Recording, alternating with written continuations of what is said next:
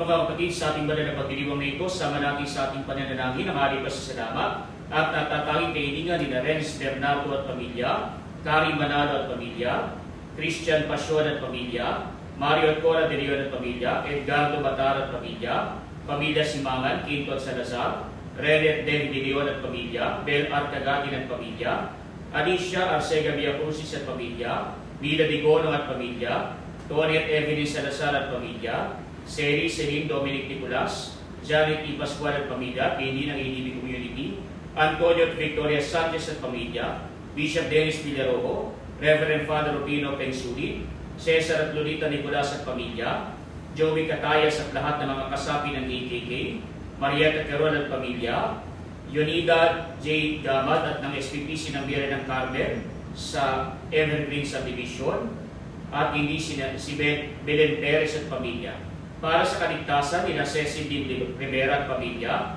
Tining Villanueva at pamilya, Josalu Barredo Camacho, Jen Tamari at pamilya, Rueda Villedo at pamilya, Arman at Emmy Aisma at pamilya, Joshi Brillantes at pamilya, June at Doris Pillejera at pamilya, Gabriel Moradas at pamilya, Amy Ferry Di Manalo at pamilya, Den Bunag at pamilya, Gaspar at Susan Dumali at pamilya, Jim at John at Glenn, Emelita de la Cruz at pamilya, Reynante Ilabo at pamilya, Yvette Barrera at pamilya, Gigi Bautista Alejandro at pamilya, Ivy Lorraine at pamilya, Dr. Onaisa Katrina Monera at pamilya, Maria G. Ada, Dr. Ken Alat at pamilya, Joby Ann Cruz, Dr. Caroline Enriquez at pamilya, Dr. Alan Ivan Guevara at pamilya, Dr. Chester Calapis, mga doktor at medical staff ng Our Lady of Fatima Hospital sa Valenzuela at Santo Niño Hospital sa Bustos, mga doktor at medical staff ng Brigino Hospital, Skyline Hospital at Guarimen Hospital, at ang lahat ng mga frontliners sa pagsugpo sa pagkalat ng salot na COVID-19, gaya ng iba pang mga doktor at healthcare providers, mga polis at sundalo, mga business leaders at workers, at mga kawani ng pamahalang nasyonal at lokal, lalo na ng lungsod ng San Jose del Monte. Para sa kaarawan ni na Nelly J. Santos, Father Jens Hetahobe, Thordalisa Villanueva, Father Andy de Guzman, Kite Santos, Liberty Ocampo, Marlene Rabanes, Johnny Gonzalez, May Ann Sabihon, Jenny at Noel Ebuenga. Para sa mga sa kagalingan ni na Mercy Ancheta, Ellen Ferrer, Samantha Osea, Dr. Cherry Anulin, Adora de Leon at pamilya, Lori A., Richard Carigo, Dennis De Ocampo, Paulo Talon, Dr. Betsaida Banaan, Lord Nagadi, Gwenda Izar, Corazon Donato, Sigmund Bernabe, Cesar Torres, Joan Perez, Quirino Cristobal, Joyce La Chica, Nida Daina Ambunan, George Sikat Jr., Cora Mario at Marion, Evaria G. Cruz, Jojit Santiago, Lito Soriano, Leonardo at Brena Apki Rolle, at para sa kapayapaan ng kaluluwa ni Robert, Selona, Cecilia, Malu, Ricardo, Leticia, Frederick, Dean, Roman, Tony, Renerio, Pedro, Celita, Priscilla, Silidonia, Evelyn, Eric, Hill, Andres, Sofia, Lucio, Wilma, Alexander, Sila, Nelson, Alfredo, Nicolas, Viviana, Epifania, Alejandro, Emilia, Marcela, Bartolome, Roy, Julita, Fidela, Isabela, Raquel, Puloy, Maura, Ferman, Boy, Conchita, Alejandro, Enriqueta, Pablito, Marisa, Jaime, Peter, Nestor, Antonio, Porfirio, Arlinda, Maria Febes, Celia, Rufo, Protasio, Susana, Roderick, Atanasia, Gerard, Lilia, Flor, Felisa, Lydia, Justine, Lucila, Brian Angelo, Ima Concepcion, Maria Teresita, Rian Joy, Domingo, Grace Marie, Juan Paulo, Theodora, Jose, Maricel, Hernan, Maximina, Domingo, mga doktor at frontliners na nabayapat sa mga naging biktima ng salot ng COVID-19, at para sa lahat ng mga nabayapang lektor ng Diocese ng Malolos at sa lahat ng mga kaawa-awang kaluluwa sa purgatorio. Sa ngalan ng Ama at ng Anak at ng Espiritu Santo, Amen. Sumainyo ang Panginoon. At sumayo rin. Mga kapatid, tinipon tayo bilang mga kalindangan ka ng Diyos, kaya nabulog tayo sa mawaing Panginoon na nagpapatawad sa atin ng lubos. Sinugong tagapagpagaling sa mga nagsisisi, Panginoon, kaawaan mo kami. Panginoon, kaawaan mo kami. Dumating na tagapaganyayang mga makasalaring magsisi, Kristo, kaawaan mo kami. Kristo, kaawaan mo kami. Nakalupluka sa kanan ng Diyos, Ama, para pamagitan kami, Panginoon, kaawaan kami. Panginoon, kaawaan mo kami. Kaawaan tayo ng mga Panginoong Diyos, patawarin sa ating mga kasalanan, at pagdumayan tayo sa buhay na walang hanggan. Amen. Manalangin tayo. Ama naming makapangyarihan, sa pagdiriwang naming taon-taon sa pagkabuhay bilang pag-alaala sa tinanggap naming pag-asa at dangal, paway hindi pagkaloob na aming mapakinabangan ang ginugunita namin na may pananampalataya at pagmamahal sa pamamagitan ng Kristo kasama ng Espiritu Santo, magpasawalang hanggan. Amen.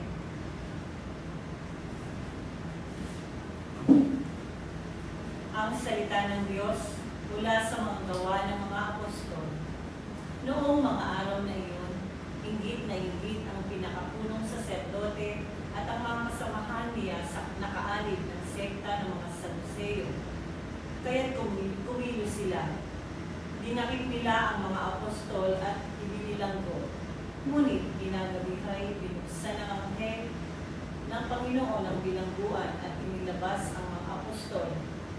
Sinabi nito sa kanila, "Pumarong kayo sa templo at mangaral tungkol sa bagong pamumuhay na ito." Sumunod naman ang mga apostol, kaya't nang magbubukang liwayway, pumasok sila sa templo at nagturo. Nang dumating ang pinakapunong saserdote at ang mga kasama niya, tinawag nila ang lahat ng matatanda ng Israel sa pulong ng buong Sanhedrin. Ipinakuha nila ang sa bilangguan ng mga apostol. Ngunit pagdating doon ng mga bantay, wala nang ang mga iyon. Kaya't nagbalik sila sa Sanhedrin at ganito ang ulat. "Nakita po namin na nakasusing mabuti ang bilangguan at nakatayo ang mga bantay. Ngunit nang buksan namin, wala kaming nakitang tao sa loob. Nabahala ang mga punong saserdote at ang kapitan ng mga bantay sa templo nang marinig ito. At di nila maubos maisip kung ano ang nangyari sa mga apostol. Ngunit may dumating at nagbalita sa kanila, ang mga lalaking ikinulong ninyo ay naroon sa templo at nagtuturo sa mga tao. Kaya't ang kapitan ay pumunta sa templo kasama ang kanyang mga tauhan. Isinama nila ang mga apostol, ngunit hindi gumamit ng dakas dahil sa pangambang sila'y batuhin ng mga tao." Ang salita ng Diyos. Salamat sa Diyos. Lukhang sa Diyos tumatawag ay kanyang iniligtas. Lukhang sa Diyos tumatawag kanyang iniligtas. Panginooy aking laging pupurihin sa pasasalamat, di ako titigil. Aking pupurihin kanyang manggawa, kayong naapi, makinig, matuwa. Lukhang sa Diyos tumatawag kanyang iniligtas. Ang pagdadakila niya ay hayag, at ang ngalan niya ay purihin ng lahat. Ang aking dalangin, dininig ng Diyos, na wala sa akin ang lahat ng takot. Lukhang sa Diyos tumatawag kanyang iniligtas. Nagalak ang aping umasa sa Kanya, pagkat binabigo ang pag-asa nila. Tumatawag sa Diyos ang walang pag-asa, sila'y iniligtas sa hirap at dusa. Lukhang sa Diyos tumatawag kanyang iniligtas. Anghel, yaong bantay sa may takot sa Diyos. Sa mga pangalit, sila'y kinukuko. Ang galing ng poon, hanaping masikap. Yaong nagtiwala sa Kanya'y nagligtas, ay may tuturing na taong mapatay. Lukhang sa Diyos tumatawag kanyang iniligtas.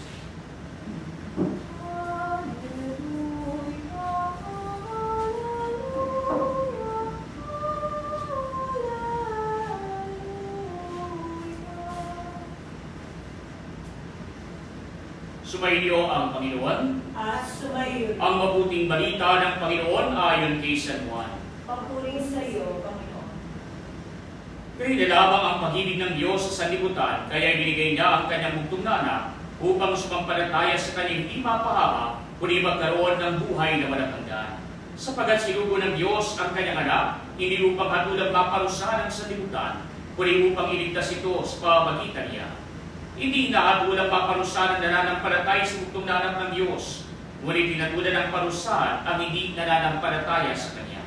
Tinatulan sila sapagat naparito sa sanlibutan ng ilaw, ngunit inibig pa ng taong dinig kaysa liwanag, sapagat masama ang kanilang mga gawa. Ang gumagawa ng masama ay ayaw sa ilaw at hindi lumalapit dito upang hindi mahayag ang kanyang mga gawa. Ngunit ang nabubuhay sa katotohanan ay lumalapit sa ilaw. Sa ngayon, nahayag ng kanyang mga ginagawa ay pagsunod sa Diyos. Mga kapatid, ang mabuting balita ng Panginoon. Pinupuri ka namin, Panginoong Jesucristo. Mga kapatid, sa ating mabuting balita ay pinapayag sa atin ang kadakilaan ng pag-ibig ng Diyos sa bawat isa sa atin. Kaya ang sabi sa atin sa mabuting balita, gayon lamang ang pag-ibig ng Diyos Ama, kung kaya nga na kaya niyang ibigay ang kanyang bugtong na anak upang mag-ari ng buhay para sa atin, upang kung sino man ang manampalataya sa Diyos ay magkakaroon ng kaligtasan, magkakaroon ng buhay na walang hanggan. Kaya nga po ang ating Panginoon ay nagdalang habag sa bawat isa sa atin sa kabila ng ating pagkakasala, sa kabila ng ating pagtalikod sa Diyos. Kaya nga po ang Diyos ay bumabag sa piling natin, ang Diyos ay nakipabayan sa atin, ang Diyos ay namatay, nag-alay ng kanyang buhay, para lamang tayo ay magkaroon ng panibagong pag-asa na tayo din ay magkakaroon ng kaligtasan, at ang kaganapan ng kaligtasan na ito ay pagsapit natin sa kaharian ng ating Panginoon. Kaya nga po tinatawagan tayo, hinago na tayo mula sa kaliliman, huwag na tayo magsipagbalik mula sa kaliliman nang sa gayon mapanunto na ang ating buhay. Kaya nga po ang ating mabuting balita ay nagpapaalala sa atin, hindi hinahatulang maparusahan na nananampalataya sa bugtong nanak ng Diyos, ngunit hinatulan ng parusahan ang hindi nananampalataya sa Kanya. Sapagat ang mismong naganap ng sariling kapahamakan ay ang mga taong umiiwas o ayaw sa nagbibigay ng kaligtasan. Kaya nga nag-aalok na ang ating Panginoon, subalit kung hindi naman natin ito tatanggapin, hindi magiging ganap ang kaligtasan ng Diyos para sa atin. Kaya nga po ang ating Panginoon ay nagsilbing ilaw na siyang nagbigay ng liwanag ng pag-asa, liwanag ng kaligtasan para sa bawat isa sa atin. Kaya nga po ang panawagan, lumapit palagi sa ilaw nang hindi maligaw ng daan, nang hindi na muling madapa patungo sa pagkakasala. Subalit mga kapatid, nakalulungkot na minsan yung ibang mga tao, salit na ilaw,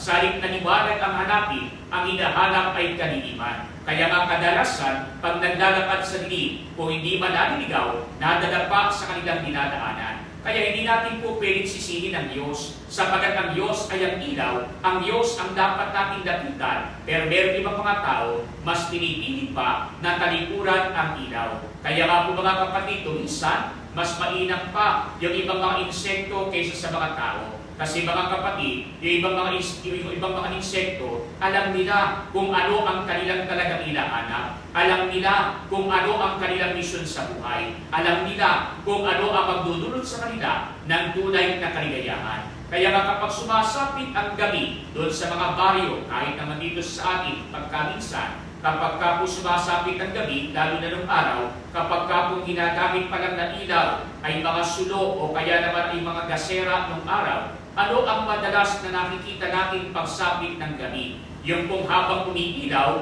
ang nagniningas ang apoy doon sa gasera o doon sa sulo, lumalapit doon ang isang uri ng insekto. Mula sa kadiliman ay lumilipad at naglalakbay para lamang mahanap ang kanyang pinakinimiti. At ano ang kanyang kagustuhan? Ano ang pinakaminimiti niya sa buhay? Ang makita, ang ilaw, ang makita ang liwanag, ang sumapit siya, malapit sa liwanag, ang mapa sa kanya, ang mismong liwanag. Kaya nga po kapag kapong gabi, noong araw, lalo kahit naman ngayon, kahit ano yung mga gamo-gamo na mga insekto, ito ang kanilang hinahanap. Yung apoy, yung ilaw, yung nagbibigay ng liwanag. At sa sobrang kagustuhan ng mga gamo-gamo na sila ay hindi lamang makalapit sa ilaw, kundi sila ay mismong maging ilaw, sila mismo ay mabahaginan ng liwanag ng ilaw na ito. Ano ang ginagawa kadalasan ng ibang gamo-gamo? Hindi lamang sila parang sumasayaw habang lumilipad-lipad sa paligid ng lampara o sulo o kaya ay nagkasera. Ano ang kanilang ginagawa? Sukat na suungin nila ang nagniningas na apoy upang nang sa gayon, di lamang nila mapagmasdan at malapitan ng ilaw, kundi sila mismo ay mabahaginan ng direkta ng liwanag ng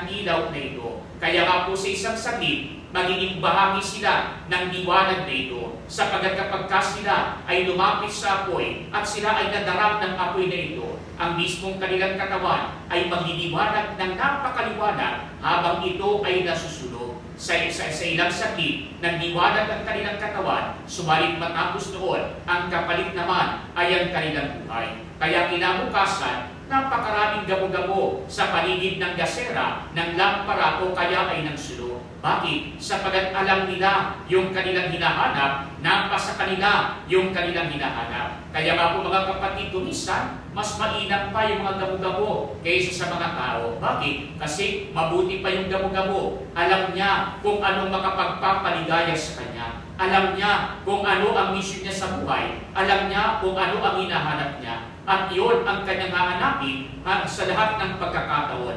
Gagawin niya ang lahat ng kanyang makakaya.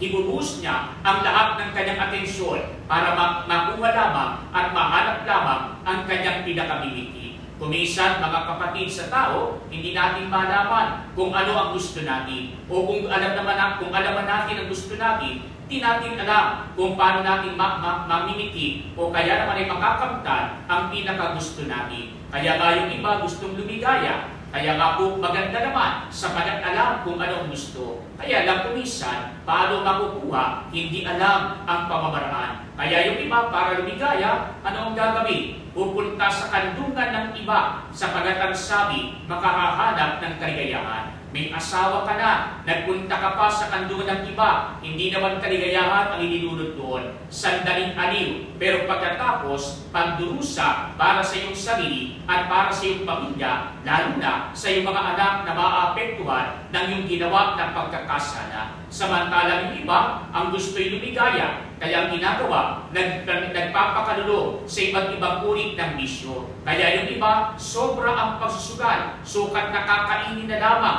ng kanilang mga anak, ng kanilang asawa, ipansusugal pa. Hindi ka naging maligaya, naglibang ka lang, pero pagkatapos, pagdurusa ang kapalit, hindi ang kaligayahan. Kaya nga kuminsan, mas mainam pa yung mga gamo-gamo. Alam nila kung anong kanilang hinahanap at hinahanap nila ang lahat ng ito sa abot ng kanilang makakaya. Kaya nga po panawagan sa atin, sana katulad ng ang ating Panginoon ay naging ilaw ng sanlibutan, maging ilaw din tayo para sa ating kapwa. Hanapin natin ang ilaw na magbibigay ng liwanag sa ating buhay. Subalit mga kapatid, ang pinakamainam sana, di lamang tayo maging katulad ng mga gamo-gamo, maging katulad tayo ng mga alitaptap, sapagat ang mga alitaptap, hindi naman sila naghahanap ng liwanag. Ang hinahanap nila ay kadiliman. Bakit? Hindi sapagat nais nilang magdumugmok sa dilim, kagaya ng ibang mga makasalanan. Kaya naghahanap ng dilim ang mga alitaptap sapagat may daladala na sila na liwanag sa kanilang bundon. Kaya nga po mga kapatid, sa kanilang puwitan, sa kanilang likuran, naroon ng liwanag. Kaya naghahanap sila ng kadiliman upang sila naman ang magbigay ng liwanag sa mga nadilimdan sa kanilang paligid. Kaya nga po mga kapatid, yun din ang panawagan sa atin. Di lamang natin hanapin ang liwanag ng ating buhay na walang iba kundi ang ating Panginoon. Tayo mismo ay maging tagapagdala ng liwanag para sa ating kapwa na naliligaw at nadilimdan sa kanyang buhay. Nang sa ngayon lahat tayo ay mapanutos sa ating buhay at mapalapit sa ating Panginoon. Malaman natin ang daan, patungo hindi sa pagkakasala, kundi patungo sa ating Panginoon.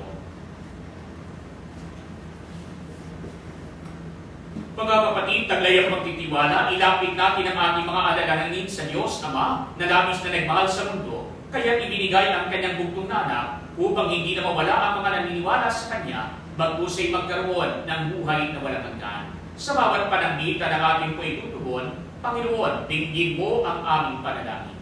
Panginoon, dinggin mo ang aming panalangin. Ang simbahan naway laging maging buhay na tagna ng pag-ibig at habag ng Diyos sa mga panahon ng kadiliman at kawalan ng pag-asa. Manalangin tayo sa Panginoon. Panginoon, dinggin mo ang aming panalangin. Sa ating pamumuhay, naway may padama natin sa kapwa ang pag-ibig ng Diyos sa pamamagitan ng ating mga ginagawa. Manalangin tayo sa Panginoon. Panginoon, dinggin mo ang aming panalangin. Ang pag-ibig ng Diyos naway maghatid ng kapayapaan sa ating puso at pagkakasundo ng lahat. Manalangin tayo sa Panginoon. Panginoon, dinggin mo ang aming panalangin. Ang mga may sakit at mga nagdurusa naway makaunawa na mahal sila ng Diyos sa pamamagitan ng pangangalaga at pagkalinga ng kanilang pamilya at mga kaibigan.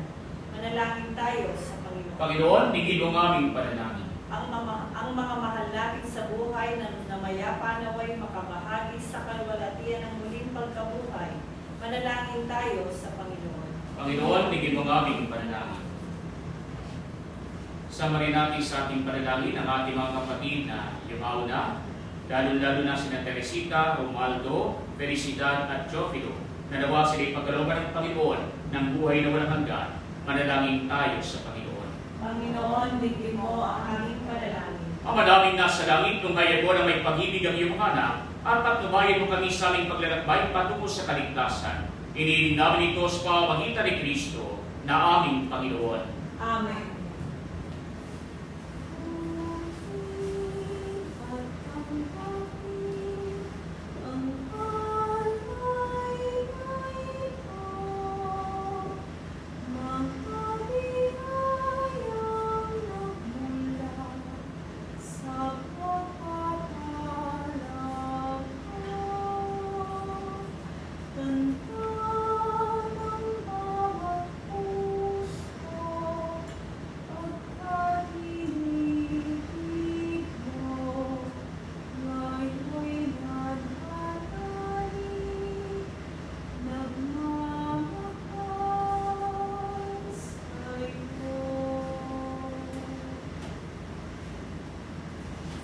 Panalangin kayo mga kapatid upang itong paghahain ay maging kalugod-lugod sa Diyos samang makapangyarihan.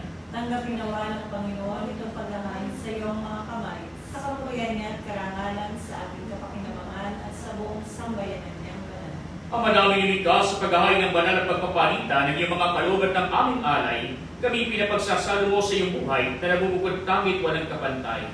Ipagalo mo ang aming pakikinabang sa iyong pakikisamang aming mga asahan, ay siya rin umiral sa aming pabubuhay araw-araw. Sa pamamagitan ng Yesu Kristo, kasama ng Espiritu Santo, magpasawalang hanggan. Amen. Sumainyo ang Panginoon. At sumayo, Itaas sa Diyos ang inyong puso at diwa. tinaas na namin sa Panginoon. Pasalamatan natin ang Panginoong ating Diyos. Marapat na siya ay pasalamatan. Ang madaming makapangyarihan, tunay kang marapat na ikaw ay aming pasalamatan ngayong pinagdiriwang ang paghahari ng Mesiyas, ang maamong tupa na tumubos sa aming lahat. Sa paghahari ng sariling buhay at sa pagkabuhay ng anak mong mahal, nabuksang ganap ang iyong tahanan at kaming pinaghaharian mo'y naging kasambahay. Sa pagamatay niya sa krus, nalubig ang kamatayan. Sa kanyang pagkabuhay, naging buhay siya ng tanan. Kaya kaisa ng mga anghel na nagsisiawit ng papuri sa iyo, nang walang humpay sa kalangitan, kami nagbubunyi sa iyong kadakilaan. Santo, Santo, Santo, Panginoong Diyos ng mga hukbo, napupuno ang langit at lupa ng kadakilaan mo, o sana sa kaitaasan.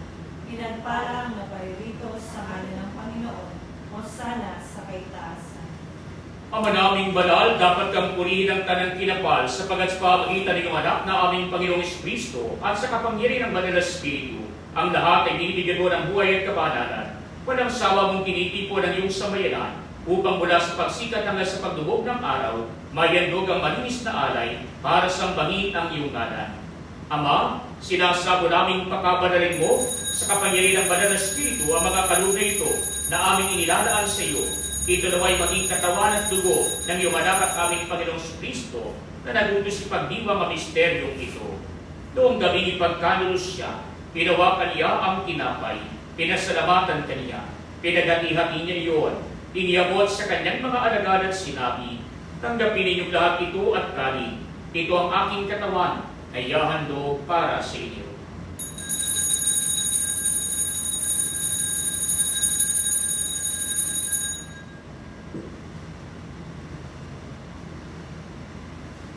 Gayun din naman noong matapos ang hapunan, hinawakan niya ang kalis, muli kanyang pinasalamatan. Iniabot niya ang kalis sa kanyang mga alagad at sinabi, tanggapin ninyong lahat ito at inumin. Ito ang kalis ng aking dugo, ng bawat walang hanggang tipan. Ang aking dugo na ibubuhos para sa inyo at para sa lahat, sa pagpapatawad ng mga kasalanan. Gawin niyo ito sa pag-alala sa akin.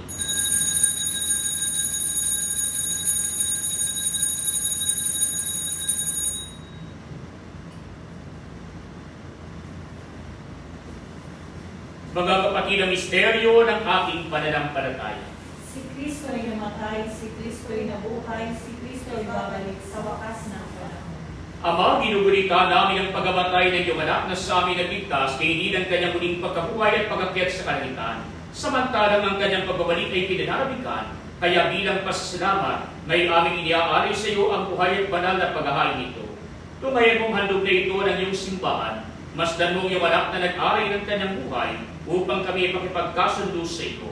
Tubig mong kami magsasalo-salo sa kanyang katawan at dugo ay mapuspos ng Espiritu Santo at mag-iisang katawan at isang diwa kay Kristo.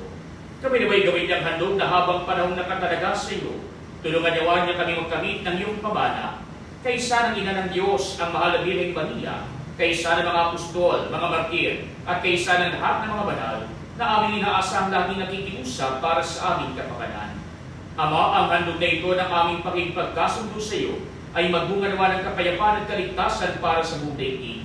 Patatagin mo sa pananampalataya at pag-ibig ang iyong simbahang naglalakbay sa lupa, kasama ng iyong lingkod na si Papa Francisco, ang aming obispong si Denis at ng tanang mga obispo at ng buong kaparian at ng iyong piniling sambayanan. Dinggin mo ang mga kahilingan ng iyong ungkan na ngayon tinipon mo sa iyong harapan. Amang bawain, tugtupin mo at pag-isayin ang lahat ng iyong anak sa bawat panig at sulok ng daigdig. Kaawaan mo at patuloyin sa iyong karian ang mga kapatid namin yumao at ang lahat ng lumisan na sa mundo ito na nagtataglay ng pag-ibig sa iyo. Kami umaasang makararating sa iyong piling at sama-sama magtatamasa ng iyong kaniningang walang maliw sa kagat aming masasilayan ng iyong kagandahan sa pamamagitan ng aming Panginoong Jesucristo na siyang pinagdaraanan ng bawat kaloob mo sa aming kabutihan. Sa pamamagitan ni Kristo, kasama niya sa Kanya, ang lahat ng parangal at papuri ay sa iyo, Diyos sa mga makapangyarihan, kasama ng Espiritu Santo, magpasawalang hanggan. Amen. Mga kapatid, sa tagubilin ng mga nakagagaling na utos at turo ni Jesus na Panginoon natin at Diyos, ipahayag natin ang lakas loob.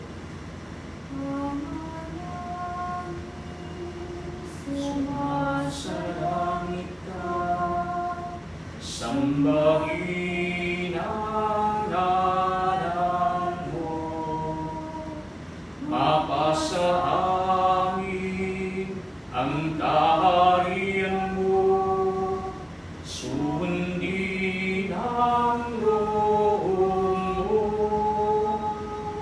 dito sa lupa para ng sa langit, bigyan mo po kami ngayon ng aming kakanin sa araw at patawarin mo kami sa aming mga sala. Arang pagpapatawad namin sa nagkakasala sa amin, at huwag mo kaming ipahintulot sa puso, at iyan mo kami sa lahat ng masama. Hinihiling namin kabigat Diyos sa lahat ng masama, pagkalooban ng kapayapaan araw-araw, iligtas sa kasalanan, at ilayo sa lahat ng kapahamakan, samantalang aming pinananabikan ang dakilang araw ng pagpapahayag ng tagapagligtas namin si Jesucristo. Sapagkat iyo ang kaharian at ang kapangyarihan at ang kapurihan, magpakailanman. Amen. Panginoong Jesucristo, sinabi mo sa mga apostol, kapayapaan ang iniiwan ko sa inyo, ang aking kapayapaan ang inibigay ko sa inyo. Tungayan mo ang aming pananampalataya at ang aming mga pagkakasala. Pagkalooban mo kami ng kapayapaan at pagkakaisa ayon sa iyong kalooban, kasama ng Espiritu Santo, magpasawalang hanggan. Amen. Ang kapayapaan ng Panginoon ay laging sumainyo. At sumayo. Magbigayan kayo ng kapayapaan sa isa't isa.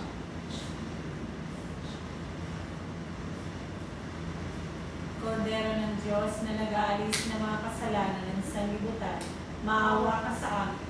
Kordero ng Diyos na nag-aalis ng mga kasalanan ng sanlibutan, maawa ka sa amin. Kordero ng Diyos na nag-aalis ng mga kasalanan ng sanlibutan, ipagkaloob mo sa amin ang kapayapaan. Mga kapatid, ito si Kristo, ang kordero ng Diyos na nag-aalis ng mga kasalanan ng sanlibutan. Mapapalad tayo inaanyayahan sa kanyang pinig. Panginoon, hindi ako dapat na magpatuloy sa iyo. Ngunit sa isang salita mo lamang ay gagaling na.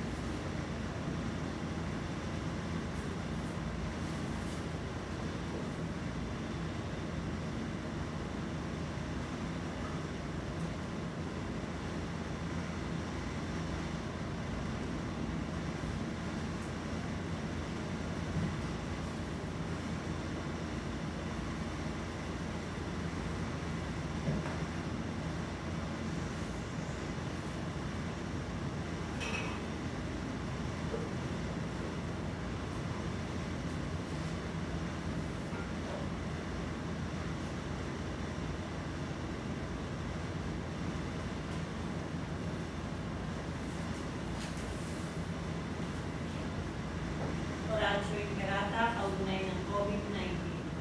Amang makapangyarihan, lumalapit kami sa iyo sa aming pangangailangan.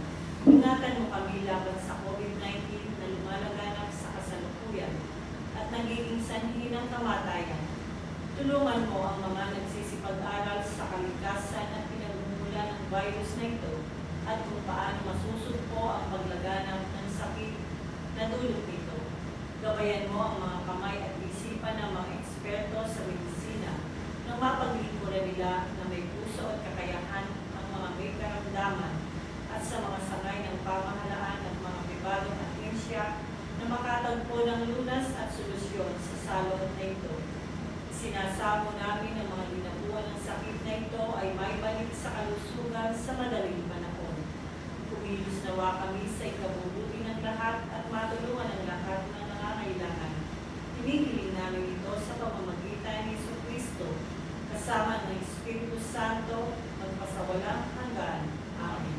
Maria, takbuhan ng mga Kristiyano. Panalangin ko. San Rafael Arcangel. Panalangin ko. San Roque. Panalangin ko. San Lorenzo Luis. Panalangin ko. San Pedro Calungsod. Panalangin ko. San Pedro Apostol. Panalangin ko.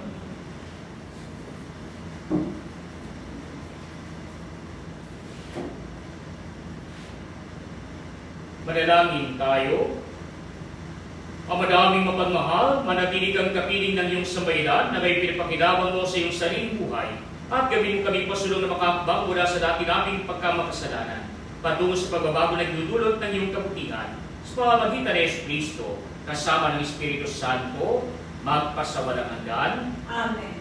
Tayo po'y nagpapasalamat sa lahat po ng mga naging kabahagi at tumulong sa ating pong pagtulong sa mga nangangailangan ngayong panahon ng salot ng COVID-19. Kaya nagpapasalamat po tayo sa Caritas Manila at hindi po sa Diocese ng Malolos sa ating Commission Social Action sa pagkakalo po sa atin ng mga gift checks na pinanigay po sa ating mga kapatid na nangangailangan po. At naibigay na po natin yung mga gift checks na ito at di man na sasapat ng husto sa kanilang pangangailangan, subalit ito naman ay malaking tulong sa mga kapatid natin na ngayon ay walang trabaho dahil sa dulot ng enhanced community quarantine. Pasalamat din po sa ating kapatid na si Sister Janet Pascual na naging gabay natin at tulay doon po sa kanilang mga kasama ng empleyado ng Asian Development Bank sa pagkakalog nila sa atin ng tulong din na naipamahagi sa ating mga kaparokya. At kanina ay pasasalamat din po sa Vincentians, sa St. Vincent Seminary, sa Tandang Sora para sa pagkakalog nila ng ilang mga goods, mga relief goods na pinamamahagi rin po natin ngayong araw na ito doon sa mga taong na pinili para nang sa gayon ay sila po ay matulungan sa kanilang pangangailangan ko. So hindi man po natin gampanin sa ating inang simbahan yung pagtugon sa mga pangangailangan na pang-pisikal o pangangailangan na pang-katawan, pangangailangan sa pananalapi o kaya naman ay sa pangangailangan pagkain ng ating mga kapatid, bagaman ito ay mismong gampanin ng ating pamahalaan, ay tayo naman po'y nakikipagtulungan sa ating pamahalaan para yung ating mga kapatid ay matulungan din natin sa kinakaharap natin ng krisis sa kasalukuyan. Kaya po sa lahat po ng mga nabigyan ay pasalamat po tayo sa Diyos. Sa mga hindi po nabigyan ay paunawa po sa pagkata. Hindi naman talaga lahat ay sasapat, no? At ang pinili lamang yung talagang nangangailangan dahil sa hindi naman po tayo nagbabayad ng tax sa ating simbahan at wala naman po tayong binabayad ng buwis sa simbahan. Kaya limitado lang din po ang pondo ng ating pong simbahan, ng ating parokya, ng ating diocese. Kaya kung ano lamang po yung meron tayo, na yung iba naman ay kaloob din sa atin, yun po ang ating pinapamahagi sa ating mga kapatid na nangangailangan sa pangunguna po ng ating puting pura paroko, Reverend Father Oquino Bensulit at ng Sangguniang Pastoral ng ating pong parokya. Sumainyo ang Panginoon At sumayo. at pagpalain kayo ng makapangyarihang Diyos, Ama at Anak at Espiritu Santo. Amen. Humayo kayo sa kapayapaan ni Kristo. Salamat sa Diyos.